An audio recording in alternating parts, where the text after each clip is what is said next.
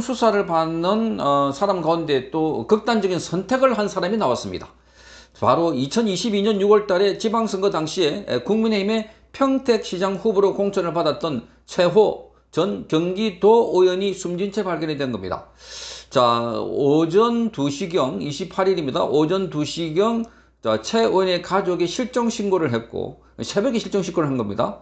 그러니까 새벽 3시 20분경 평택에 있는 야산에서 숨진 채 발견이 됐다는 겁니다.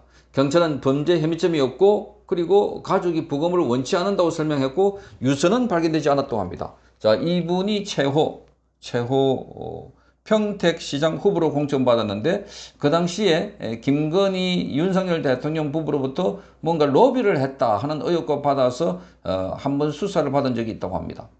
자, 그러니까 지금 윤석열 대통령 부부를 겨냥한 수사가 다방면에서 이루어지고 있습니다. 특히 윤석열 대통령과 김건희 여사는 세 가지 특검이 진행되고 있는데 내란 특검, 그리고 김건희 여사의 특검, 그리고 최혜병 특검, 이 세 가지입니다. 자, 이번에는 이 김건희 여사의 특검 관련해서 수사를 받던 최호 전 경기도 의원이 숨진 채 발견이 됐다 하는 겁니다. 자, 이 국민의힘의 윤석열 대통령 후보의 중앙선거 대책본부에 정무특보를 했고 대통령직 인수위원회 상임자문위원을 지냈습니다. 이 최호 전 의원은 윤석열 전 대통령 부부가 2022년 6월 달에 지방선거할 당시에 평택시장의 예비후보로 밀었다 하는 의혹과 관련해서 지난 4월 말에 검찰 소환 조사를 받은 바 있습니다. 검찰 소환 조사. 자, 이 최호 전 의원은 당시 후보 적합도 여론조사 등에서 공재광 전 평택시장에 크게 밀려서 경쟁력이 없다 하는 평가를 받았습니다. 그러나 단수 공천을 받은 바 있습니다. 자, 다만 본선에서 정장선 더불어민주당 후보에 대해서 낙선을 했습니다. 낙선. 자, 그래서 이 건과 관련해서 지금 심리적인 압박을 받고 이렇게 하지 않았을까 하는 의혹이 제기되고 있는데, 그런데 오늘 아침에 김건희 특검에서 알림이래 가지고 문의가 많아서 알려드립니다, 이렇게 밝히고 있습니다.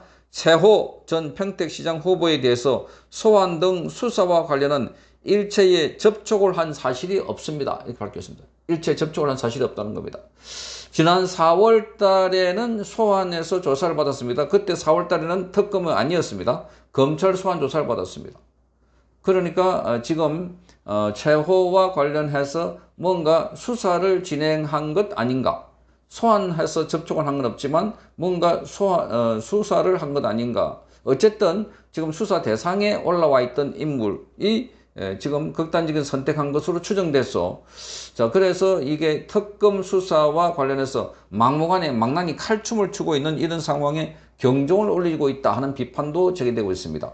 지금 뭐 이 조은석 특검은 더욱더 말할 것도 없습니다. 윤석열 대통령에 대해서 마구잡이로 이렇게 그리고 다시 구속돼 있다 석방된 사람을 또다시 구속해가지고 지금 1.8평 아주 좁은 공간에 몸 하나만 겨우 누울 수 있는 함석지로 된 이 테이블 위에 거기에 식판 얹고 식사를 하고 거기 위에 성경을 올려놓고 성경책을 보고, 자, 그래서 지금 고혈압, 당뇨병, 대상포진 등등의 질환이 있는데도 불구하고 지금 아주 살인적인 극한 열악한 환경이다 하는 비판이 쏟아져 나왔습니다. 자, 그래서 윤석열 대통령에 대해서 아주 몸이 건강이 급격하게 악화되어서 식사도 잘 못한다 하는 이야기도 흘러나왔고, 그래서 면회에 온 사람은 눈물을 흘리면서 제발 인권을 좀 살펴봐 달라 이렇게 했다고 지난번에 전한길 뉴스에서도 보도도 했습니다.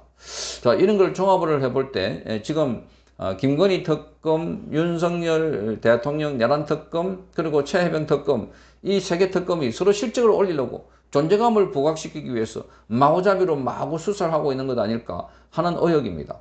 자, 이 최호 지금 전 의원 지난 4월 달에 소환해서 조사를 받았고 지금은 조사를 받은 적이 없는데, 그런데 왜 극단적인 선택을 했을까? 그러니까 이 김건희 특검으로부터 뭔가 압박을 세게 받고 있는 것 아닐까 하는 추측입니다. 추측.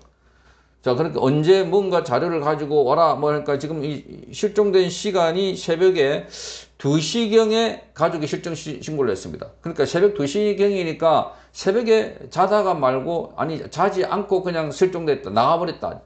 그리고 새벽 3시 20분경에 평택에 있는 야산에서 지금 숨진 채 발견이 됐다고 하는 거 보니까, 이 위치를 찾은 거 보니까 휴대전화를 추적한 것 아닐까, 이렇게 보여집니다.